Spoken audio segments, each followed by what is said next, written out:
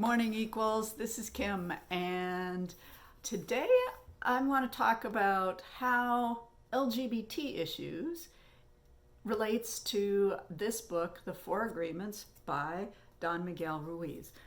Yeah, I have no relationship with him. There's nothing here. I've just been reading this book lately and thought maybe we could have a conversation about it. I recommend reading it. It's really interesting. I actually recommend reading it like every couple weeks because you get something different from it every time. Anyway, if you're new to my channel, this is Kim Perfect TV, where I talk about LGBT issues. If you don't know what that acronym is, it stands for lesbian, gay, bisexual, transgender, and then queer would be the LGBTQ. Anyway, you can watch some of my previous videos if you want to know what all of that means. But so today, well, usually I'm kind of addressing straight audiences. Today I actually kind of want to address my LGBTQ brothers and sisters, particularly around this book.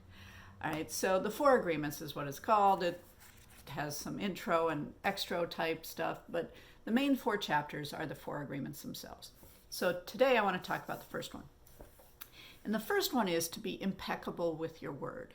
Now, interestingly, the first time I read this years ago, I interpreted that to mean, don't lie. Okay, and I think there's validity to that, but there's a whole lot more. In that first chapter, or in the chapter about be impeccable with your word, the author breaks down the word impeccable. And then it literally translates to without sin. And if you're talking about LGBT issues, generally the concept of sin comes up somewhere, all right? Particularly with religious audiences. So how does that work? But when he's talking about it, he says that being without sin means that you do nothing, say nothing that is contrary to yourself.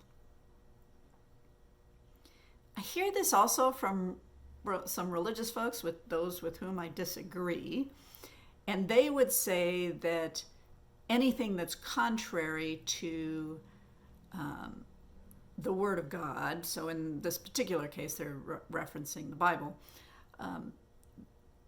would be against yourself. Is there a strong possibility that there's another way to look at this? Oh yeah. See, the interesting thing is that words are made up. And as a society, we decide what those words mean. So, being impeccable with your word, we already have the issue that words are made up. And we've all kind of agreed what they mean. And those agreements change over time as to what words mean. Just think about it. Words have changed their meaning. The word queer has changed its meaning over time.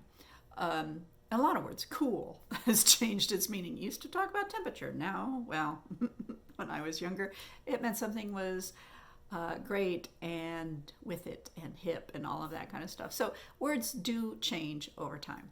But to be impeccable with your word means to be without sin about your word. So not saying and I would also say not doing things that are against you or your nature or who you are. It's very hard to do because probably as a young person we were all told certain things about ourselves. Maybe it was you're not a good swimmer, or you don't sing very well, or something like that. And we believed that person because we were a child and we believed what adults told us. And so we go into adulthood and we still think we can't swim and we still think we can't sing, when the truth may be entirely different if we just stopped agreeing with what was said when we were younger. And we can't blame our parents and the adults in our lives. They're just doing, what they were taught to do. But we can unagree.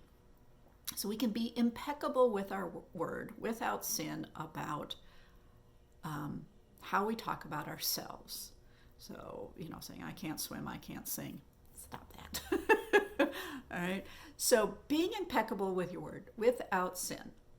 And So not saying anything that's against your nature. So what would this be for an LGBT audience? Well, I propose that one of those things is this idea of, we talk about coming out, being true to our nature, not lying about who we are, not backpedaling about who we are, but also saying, when we say things, if we spit poison at somebody else, we get mad at them, or we call them out, or something like that, we're not being impeccable with our word. But simply telling and living the truth of our lives. And I can argue, because I hear it in my head, but, and that happens. So just wait till next time for when we talk about the second agreement, which is don't take anything personally. Oh yeah, I already know that's going to be a big one. So here's to next week. Hope you kind of got a little bit of sample of being impeccable with your word, without sin. Don't say or do anything that's not consistent with your nature. And then we'll talk about don't take anything personally. Here's the book if you're interested. I'd love to hear your comments. So if you like this video, give me a thumbs up, hit the red subscribe button. You can turn the little bell red in so that you get notification every time I put up a new video. Otherwise, have a great week, equals. Bye.